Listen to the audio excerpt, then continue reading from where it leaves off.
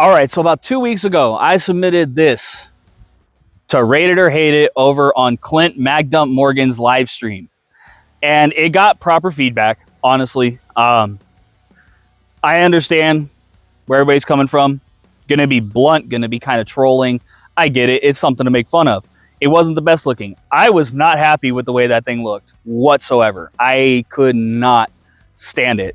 I am going to continue doing more to it to make it better. That's what you always want to do. 1% better every day, right? One of the questions, though, that Clint had, he straight up said, my only question, does it run? Hold on a second. So while I was editing and I got back here in the studio, between editing and cleaning up, I noticed how bad it actually is. I was compensating for my surgery. This is the first time I've shot anything larger than a 22 long rifle since having my surgery. And in the pre-filming section where I was going through and doing some test shots and just checking range and zeros, I found the bolts. If you know, you know. If you don't, figure it out. So I was compensating a lot, pretty heavily, and I was driving it further down into my pec than up into my shoulder, because it didn't seem like anywhere I put it, it made much of a difference. And so I'm going to be working on that. I'm going to be working on finding a position that is going to make it to where I can run the rifles that I like to run and that I want to run. But I wanted to address it before it got going into the comments, and I was sitting here trying to respond to everyone. So, just so you know, that's why I look like Quasimodo running around doing this stuff. But, enjoy the rest of the video.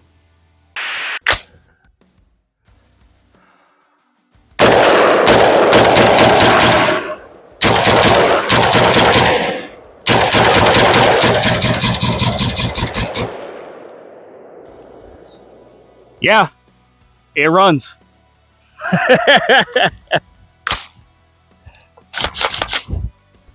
What is it?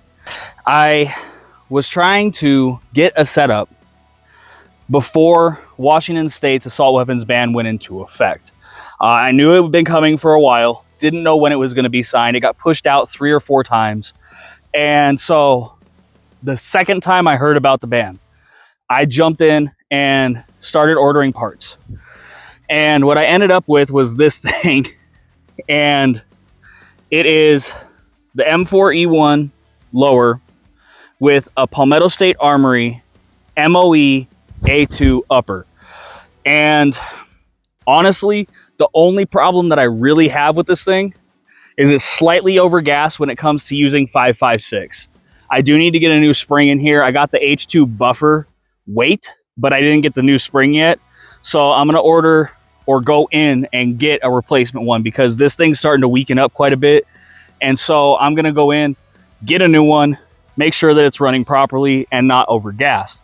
But if I do run 223 in this thing, it's gassed perfectly. Ejects at 3 o'clock, no issues. Have the Magpul vertical grip on it for now. Still trying to figure out what to do about this thing, because with the clamshell M-lock handguard that's on it, I do have a tendency to hit the lug on the gas block with my hands. That's why I have the gloves on, is to help with that, because I've done this a couple of times. And that sucker gets hot after 1 mag. Other than that, yeah, it was the MOE kit from Palmetto State Armory. And so it has the MOE grip, and then I got the SL stock. I didn't like the MOE stock. It didn't have the QD attachments for slings and stuff, which I'm an idiot, was rushing out of the house this morning to get up here and forgot the sling. What are you going to do?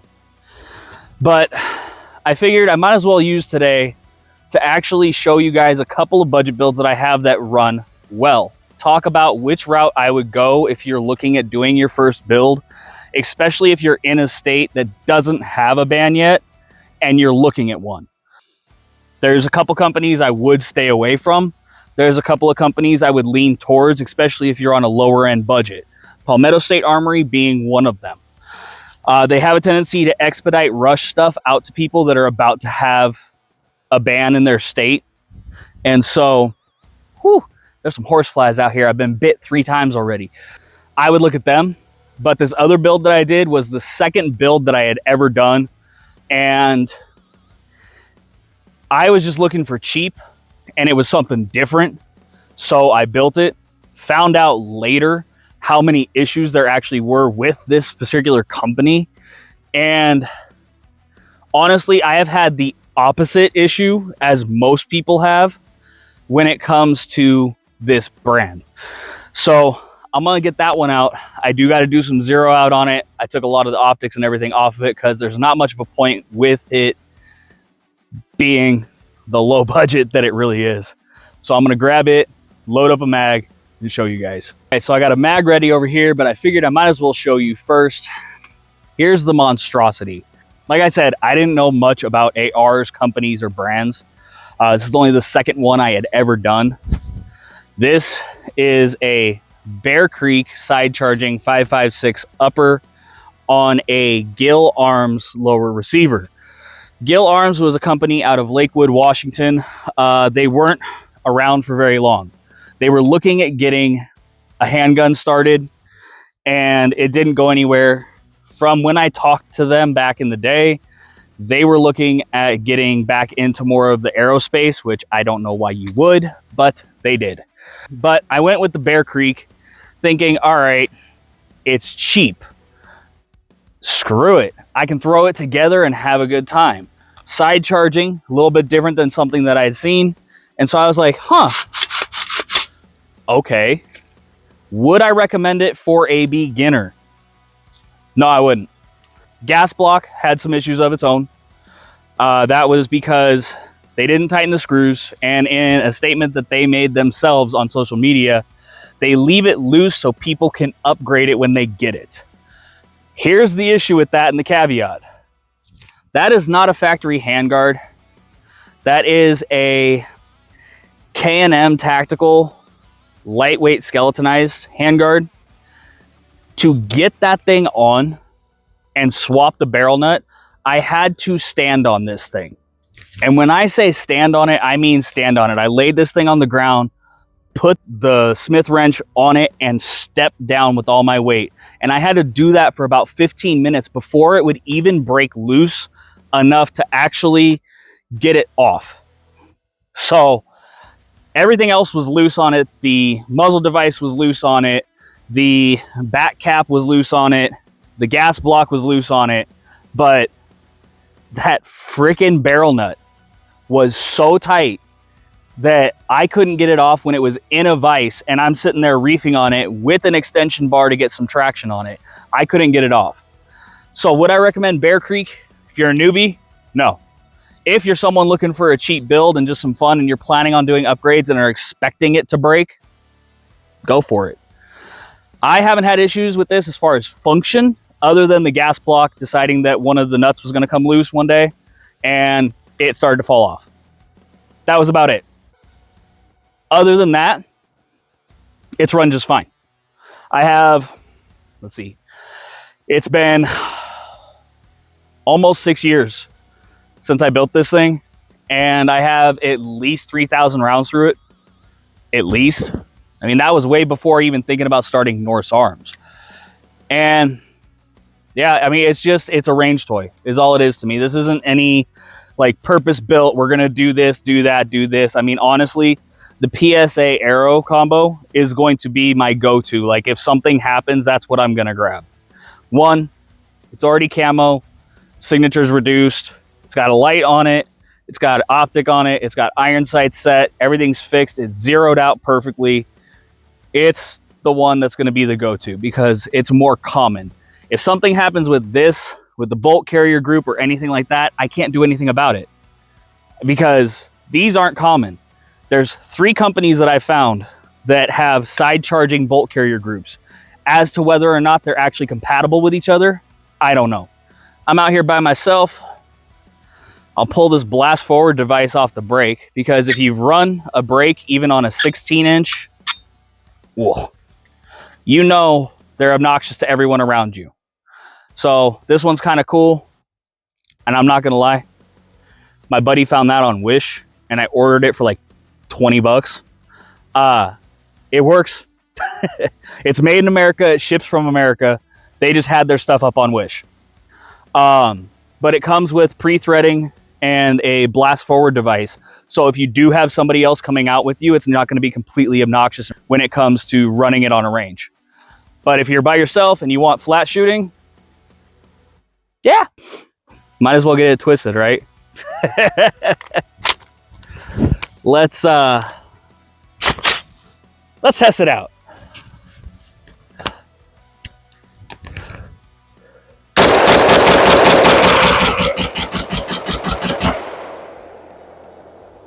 Yeah. It runs. It runs just fine. One quick tip for anyone.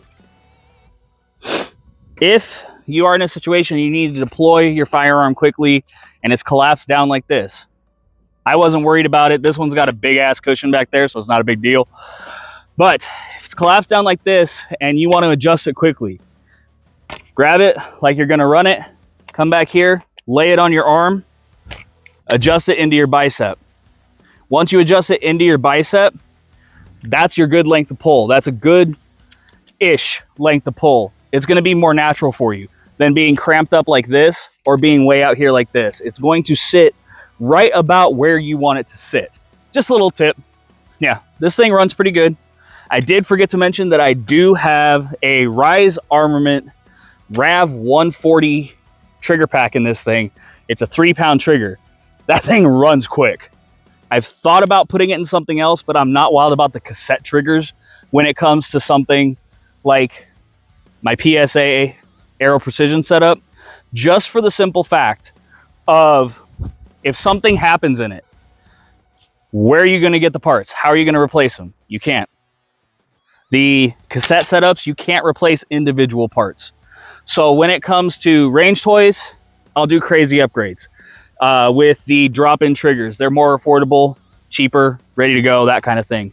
When it comes to purpose-built, I'm going to do something more along the lines of a mil-spec trigger. Even if it's an upgrade, get the one that's multiple pieces. Because then if something happens with the sear, something happens with the hammer or the trigger shoe, any of that, you're able to find replacement parts with ease, especially in an emergency situation. You'll be able to swap it out faster and easier.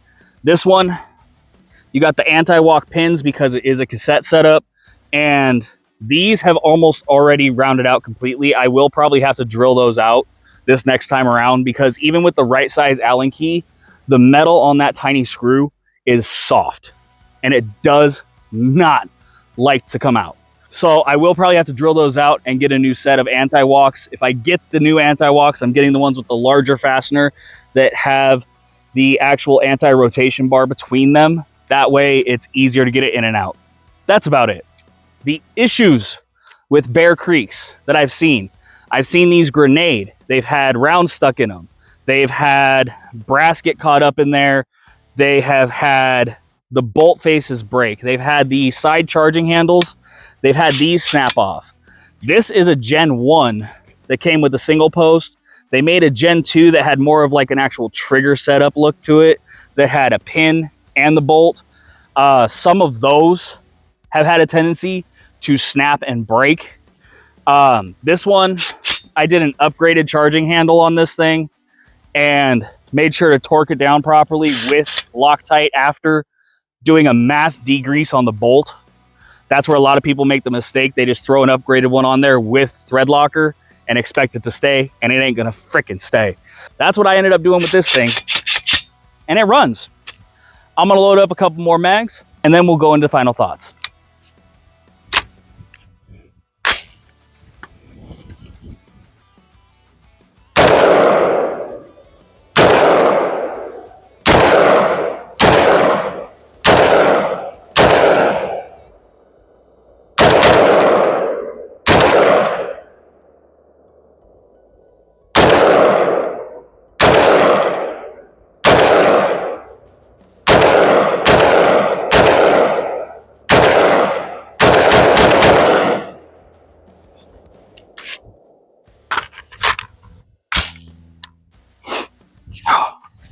I absolutely love the way this thing actually runs. This thing is fantastic. For what it ended up costing, I think total, I have maybe 6 into this whole thing, and that's with all the random parts that I wasn't planning that are just stupid upgrades. Oh, the light. It is a Amazon special light. I'm not wild about it. I am going to be looking into getting a Surefire. This was just, I need a light on this thing. Stuff was getting kind of crazy in our area. A lot of stuff was happening, and I figured it's better to have something than nothing. So, random Amazon light. It's got a really nice button set up on it. You got the pressure pad, and then you got the constant on. I threw a random cap on it, so that way I don't get an ND with the light. And yeah, that's just where it sits. Gonna be changing it up a little bit. Might be getting rid of the forward grip. I did just order in a section of Picatinny rail that will span the entire bottom of this to kind of cover that. I don't know if it's going to transfer the heat that much. Have to see. Might just end up keeping it like this and running it this way. But yeah, that's it. Aero Precision, Palmetto State Armory, clamshell handguard. Multiple companies make them. I don't remember which one this one is. It's been painted like 4 times. Sorry. You can look up A2 compatible M-LOK or quad rail. They make these in quad rails and M-LOK. The red dot on this is a Crimson Trace CTS 1000. It is an upgrade from the CTS 25. It's held 0 so far, and it's got a really nice dot to it.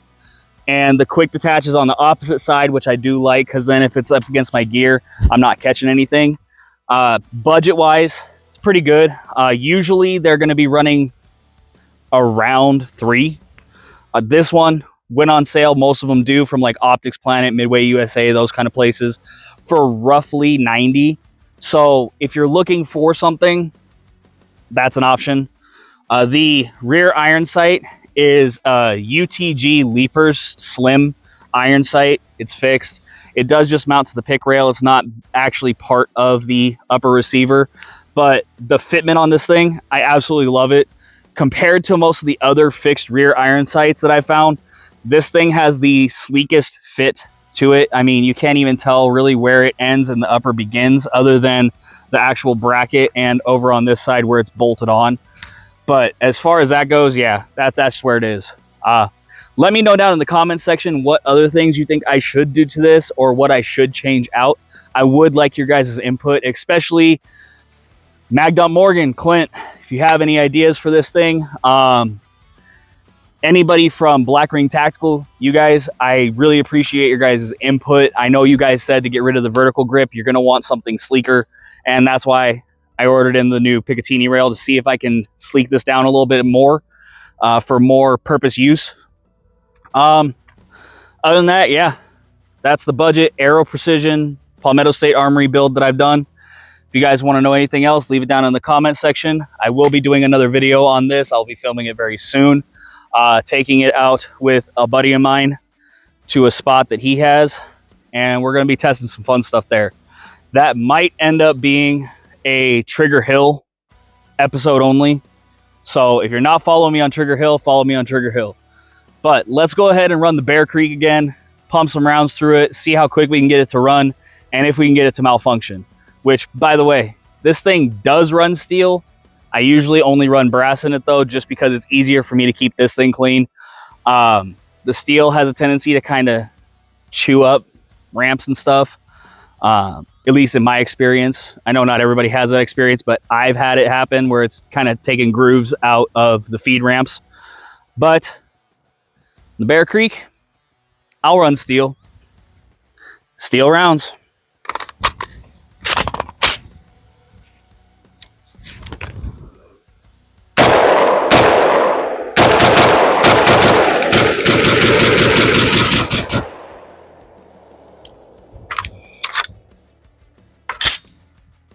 Yeah, I'll take that. All right, guys, so my final thoughts. If you're just looking for another range toy to not spend a ton on, something extra to have in an emergency scenario to barter with or to give to a friend, as a backup, or to have as a backup just until you can find the stuff, or even just as part storage, then I would go with something like Bear Creek. If you are somebody that can't do upgrades, or you don't know how or what upgrades to do, and you're new to it and you just want to get something that's going to work, I would recommend possibly just switching over to PSA for the low end budget.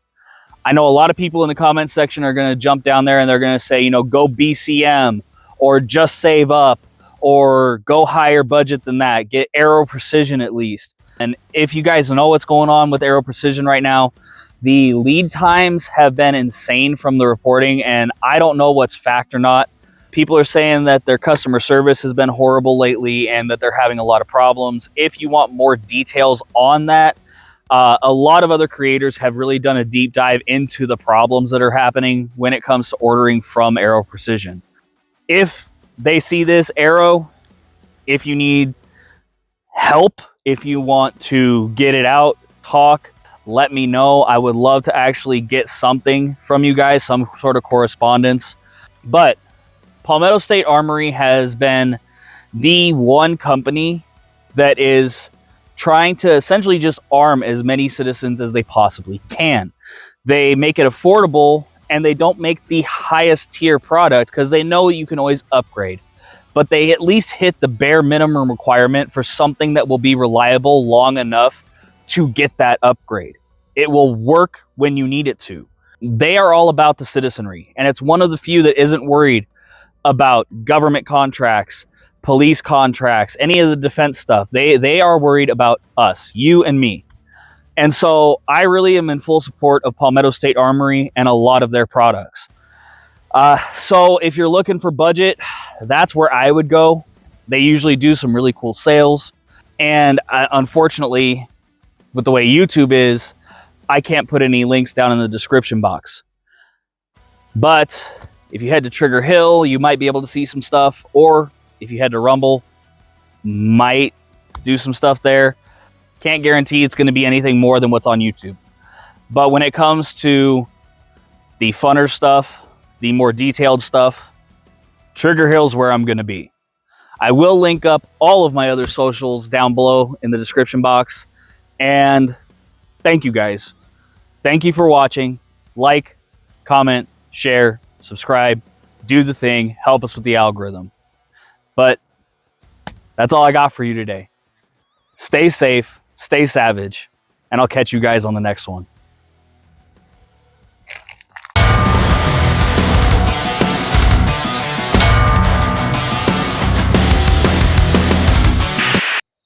Always carry something for a sidearm that you're not planning on running, just in case you run into a Sam Squanch.